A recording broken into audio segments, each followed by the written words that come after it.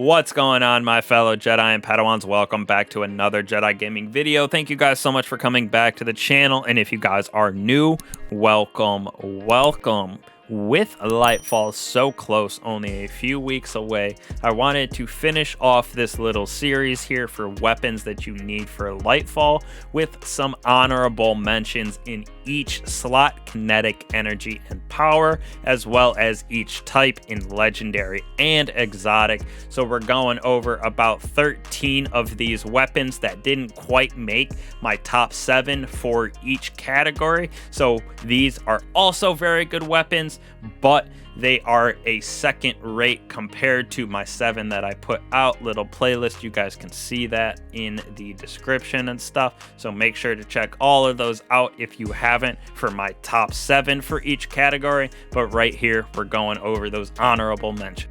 So first off is a hand cannon that I personally don't use too often, but people rave about it, and it is very good for support and doing some gnarly damage. We're talking about the LUMINA 140 hand cannon. So defeats with this weapon leave behind remnants. When you pick up those remnants, it converts a hipfire shot into an ally seeking noble round. This also partially reloads the magazine.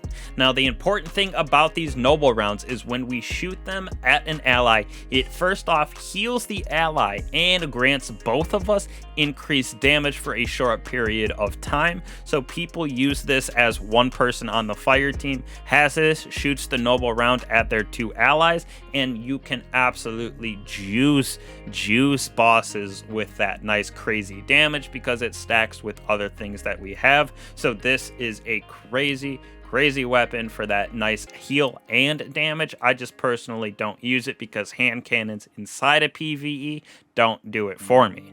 Next off in my kinetic slot, probably my favorite stasis pulse rifle right here in the Syncopation 53. It's got that adaptive frame with outlaw and headstone, so we're able to, on those precision shots, be able to spawn stasis crystals, and we get that faster reload with outlaw. So that stasis synergy of this weapon is absolutely gnarly, and I love using it for a kinetic pulse rifle. Last but not least, for our kinetic weapons right here, for these honorable mentions, we're going with the prolonged engagement that is actually new to Season of the Seraph as a Vanguard reward at the end of strikes. This thing is super gnarly. It is the kinetic version of the funnel web. With Vice Stinger, we're able to get that magazine refilled every so often. We're doing damage on an enemy, as well as Adiago. So after defeating targets, this weapon fires and charges a little bit more slowly, but it deals more damage, and you really can't notice too much even at the 900 RPM. Once that decreases, having that extra damage with Feeding Frenzy, pairing this with Stasis, is a very good primary SMG. Still doesn't beat out the submission, but a very close second. Moving on to our energy weapons right here, we have the Zauli's Bane from King's Fall Raid. Now, this is a 140 hand cannon,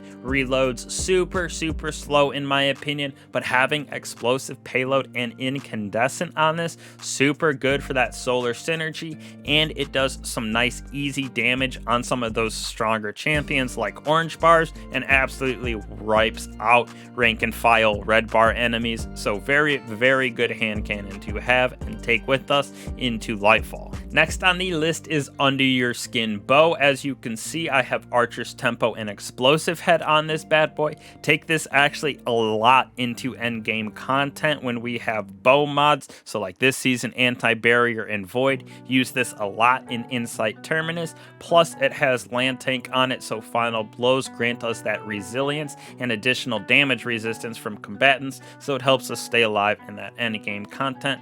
Definitely an S tier bow in my opinion, but didn't quite make the list of energy weapons because there are better ones to use.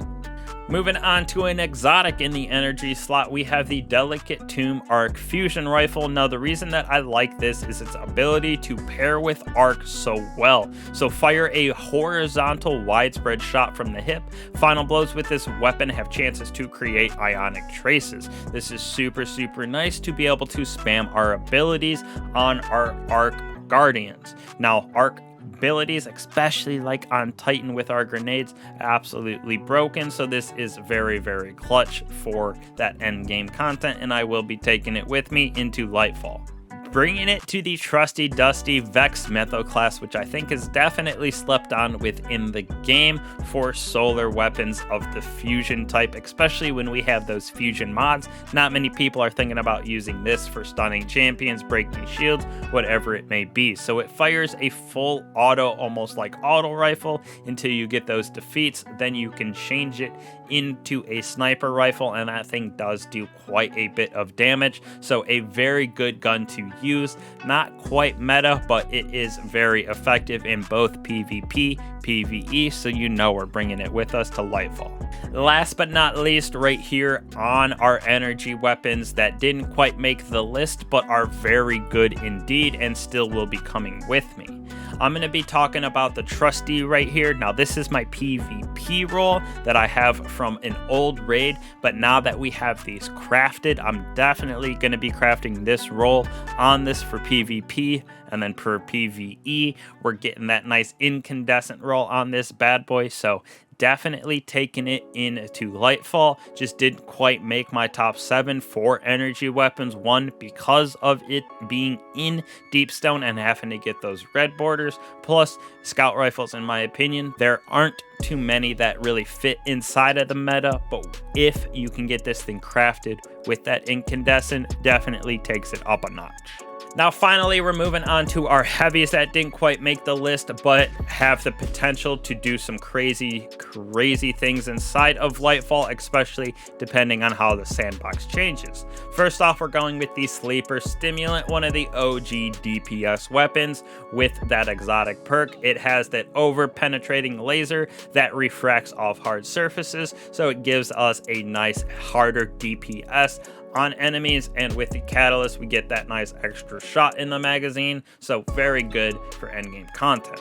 Moving on right here to another crafted weapon, the Fixed Odds Solar Machine Gun. Now the reason that I like this is its nice 360 high impact frame. Feels very nice in the LMG realm for me inside of PvE for Destiny.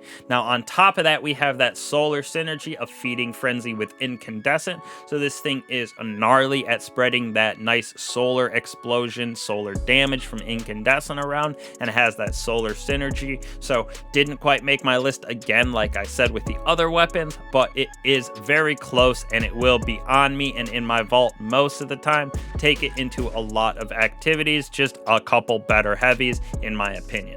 Moving on to a seasonal weapon from a while back, the Ascendancy rocket that has a very good roll on it, but we do have something like the Hothead that is a little bit better. So we have Impact Casing with Ambitious Assassin and Explosive Light that gives us that nice damage increase when we pick up Orbs of Power with the ability to have 2 in the magazine. Now we also have Impulse Amplifier on this, so we have that increased projectile velocity and reload speed so we can shoot a little bit faster with that AoE clear of solar explosions with chain reaction.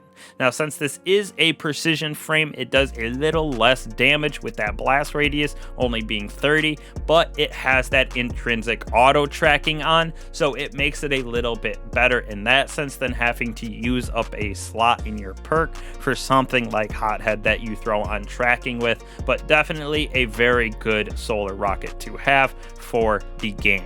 Now this might raise some controversy, but this reads regret right here made it onto my honorable mentions list for stasis linear fusions. I chose the Fire and Forget over this for the fact that I can have enhanced perks as well as that triple shot. I think overall does a little bit more damage than this weapon right here, but very good as well for damage, especially using Font of Might to get some of those nice procs in the elemental wells. With Clown Cartridge firing line right here, we're able to juice DPS with this weapon, so it is still very good. I just personally like the Fire and Forget a little bit more. And last but certainly not least on this list, we're bringing in the other half, Movement God Sword. Now people that use this consistently with Eager Edge, sword skating, doing all of that crazy stuff, different breed of Guardian for sure. It's fun to do, but it's not my life like theirs.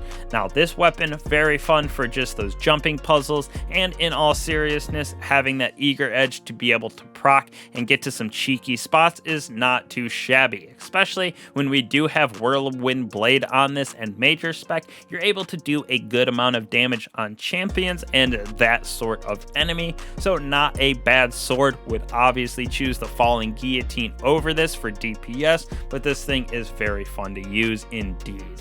So hopefully that goes over all of the honorable mentions that I have, and if you guys have any more to add, just comment them down below. But I truly think that what I covered in my past 6 videos and this one right here is going to be my main core of weapons that I use inside of Lightfall for the start and time being, until we get some nice crazy updates for the sandbox, as well as some of those new weapons that are coming out inside of Lightfall.